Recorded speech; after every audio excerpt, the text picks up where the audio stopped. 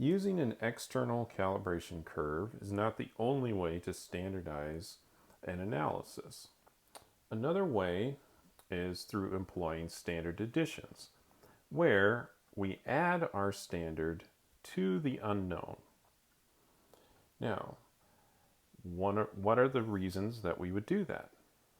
Well, if we have a analyte that is contained in a complicated matrix and that matrix affects the measurement, as in it contains an interferent, changing our proportionality constant, then we'll want to use standard additions, where we add a known amount of standard in with our analyte and then measure that resulting solution. This will help mitigate any effect that the matrix has. Now, if we add an additional solution into the analysis solution, then we will change from our concentration proportionality. So we have concentration of the unknown times our proportionality constant equals the intensity coming from that unknown. We will increase the intensity because we'll be adding analyte, but we'll also be changing the concentration of our analyte and the standard, because we'll be adding a small volume of solution in to my unknown solution. So we'll have to write a new formula down for that. So we'll have our intensity of the standard and the unknown. We'll just include those, so standard and unknown. And that's going to equal some proportionality constant, same constant. And in this case, we'll have to add the concentrations together. But it's not the initial concentration, it's going to be a different one, because adding a solution to it will slightly dilute those concentrations. So we'll have to deal with that too. So we have our unknown concentration in the final solution, and then we have our standard concentration in that solution as well. And we also diluted our standard. So let's just note down how we can relate the initial concentration of our unknown and the final concentration and do the same thing for our standard, just so that we have that available, because we will want to relate back to the initial concentrations, because that's what we're making in the solutions that we're going to be using. So concentration of our unknown and the final volume of solution is concentration of the initial solution times the dilution factor. So we're going to start off with some initial volume of our unknown, and we'll divide it by the volume of the solution after we've done the dilution. Now we can write a similar formula down for the standard really quickly, keeping in mind that the volume of standard that we use will be different than our initial volume here, because they're different solutions. And another thing to keep in mind is we probably, or we should, seek to add small volumes of our standard to the analysis, so that way it's a little easier to have a smaller volume effect on that. So how do you do that? Simply just make the concentration of the standard much more than the expected concentration of my unknown. And then we can add smaller volumes of the standard without drastically increasing the volume of solution that we have. So just something to keep in mind. Now, let's start working our way towards what we can plot so that we can identify the concentration of our analyte in the initial state, because we're going to need to measure several volumes of standard added, and we're going to want an equation. We'll plot a line for that, and we'll have to keep track of all of the values that we want to put in there. So here's what we're going to do. We don't really want this proportionality constant anywhere in there because it's difficult to measure the proportionality constant. That's the whole reason why we're doing standard additions, because we don't want to have to determine that. And the reason why we can't easily determine that, again, the matrix effect. This constant has changed inside the matrix that we are currently experiencing with our analyte. So this would not be the same matrix as if, say, we used deionized water or a pure solvent. That's complicating things. That's the whole reason why we're doing standard additions. So we want some way that we don't have to measure K. And so we'll just simply take this initial equation and we'll divide it by this one. And then we'll do a little bit of math on that. So let's get going. We'll take the intensity from our unknown. We'll divide it by the intensity from our standard and unknown solutions together.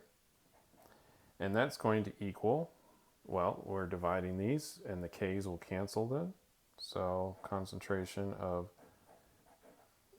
the initial unknown, concentration of the final unknown,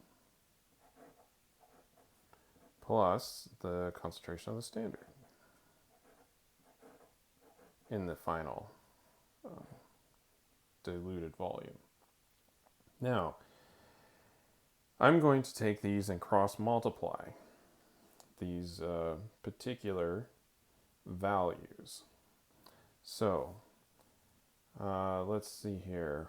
Let's do Ix times this, and then equals Xi times that. Or we'll get that solution out, that formula. All right, so Ix times the concentration of X in the final plus concentration of standard in the final solution. And that's going to equal my intensity, Sx times the initial concentration. Now, what I'm going to do next is I'm going to distribute the Ix over these two values, and I'm also, in one move here, going to substitute the final concentrations in for these up here so that I get rid of my final concentrations. I only have initial concentrations in there. And I'll introduce the volumes of each of those solutions that I've used, because that's something that I'm going to use to determine how much or how many moles or whatever else of standard that I have in there. So let's do that now.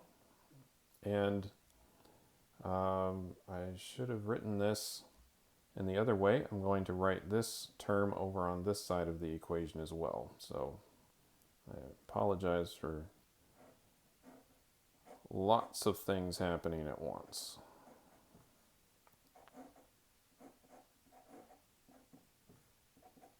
So I just put this over there, and I'm distributing over here, and I'm also substituting in for my initial concentrations. So that's going to be Ix times the initial concentration times the volumes here.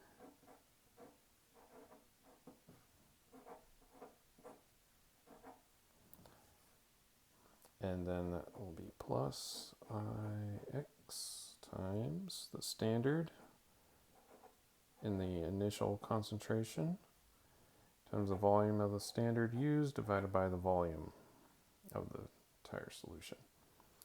Next, I'm going to take this entire equation and I'm going to multiply it by V over V naught.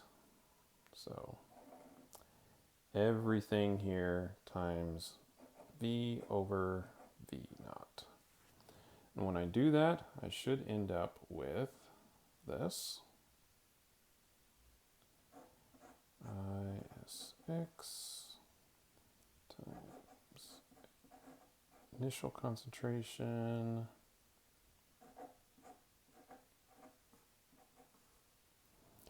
now that's going to cancel out the volumes here, and that's the whole reason for doing this.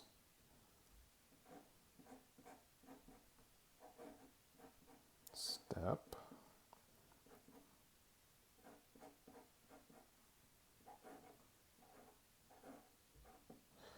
And it will, that volume right there is going to cancel with that one. And so I'm going to have volume of my standard divided by volume of my analyte that I'm using.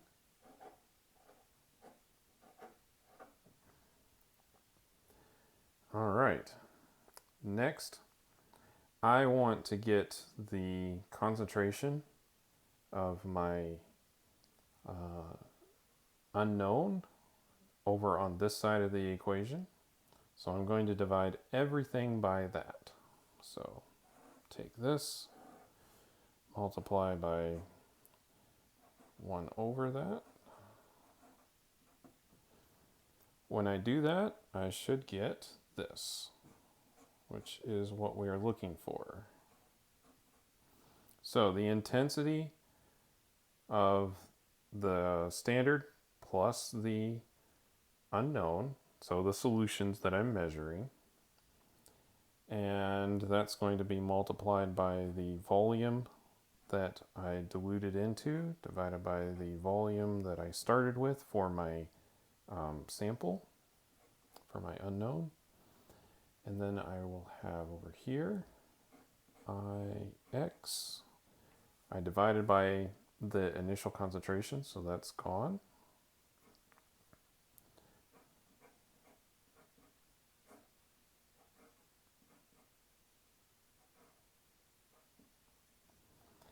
And then I've got my standard concentration.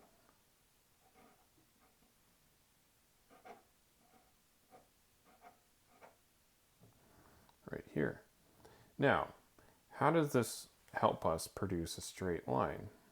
Well, I want this variable as something that I can look at and easily find.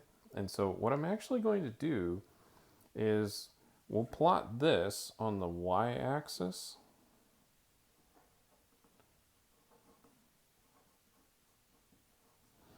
And then we're changing the volume of standard that we're adding, right? So this is the variable part, right? This is not changing. And so this is not really the x-axis part, right? This is. I'm gonna plot this on the x-axis.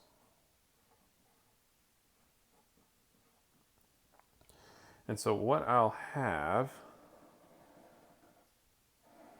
when I'm done with this is I'll have several points along here, and I should probably add, you know, some that has no standard added in it. And I'm going to have this. Now I'm drawing this line extended back. A lot of times when you're plotting this, say on Excel, it won't extend it back. It's not really that important because we're just going to get the equation of the line anyway and solve it ourselves, but you'll see why in a minute. So on this axis, we're plotting the standard concentration times the volume of standard divided by the volume that we initially had of unknown. And over on here, we're plotting our intensity times our volumes. The volume that we diluted into divided by the volume of unknown that we used. Now, how does this actually help us find the unknown concentration? Basically, we want to know how to find this. Well, I drew this back here for a reason. This is the point at which the y is 0, right? So the x-intercept, right? We're familiar with the y-intercept. Oh, it's the point where x is 0. Well, there's also a x-intercept. So let's see what that is. So if we have that, that would mean that this is 0. And so let's just solve that equation with this. And whatever this number right here, this is on the x-axis, this is just some number, right? And so I'm just going to write this whole thing as x, for lack of a better thing, because I plotted it on the x-axis, and I understand that my unknown is denoted x, but that's what I did. So, oh well. So we've set our y equal to 0, and then we'll have the intensity of just our sample plus that divided by our initial concentration, which is the number that we actually want, times this stuff right here, which I'm just going to simplify down as x, which is just a number, right? We'll use our equation of our line, we'll solve for our number right there. So now let's just do a little bit of math here. We're going to subtract this over to that side, and then we should have what? Let's see here.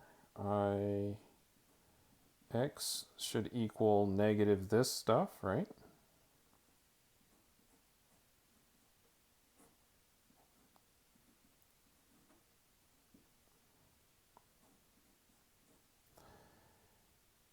Now I'll just multiply this over there and divide this over to here. And you'll notice that when I do that, I should get the initial concentration is equal to negative x. So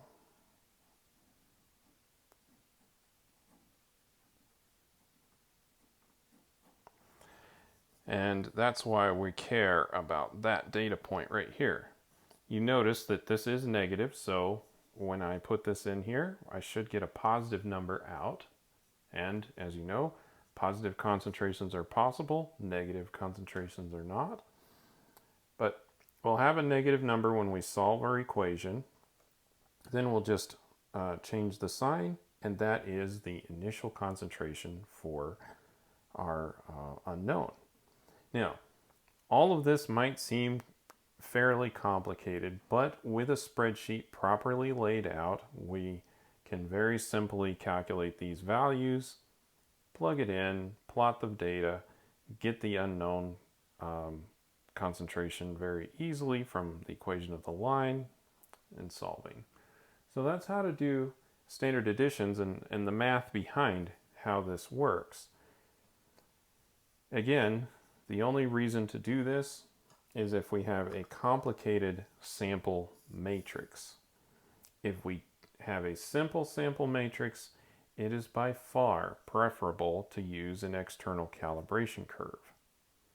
So, with that in mind, this is how to do standard additions.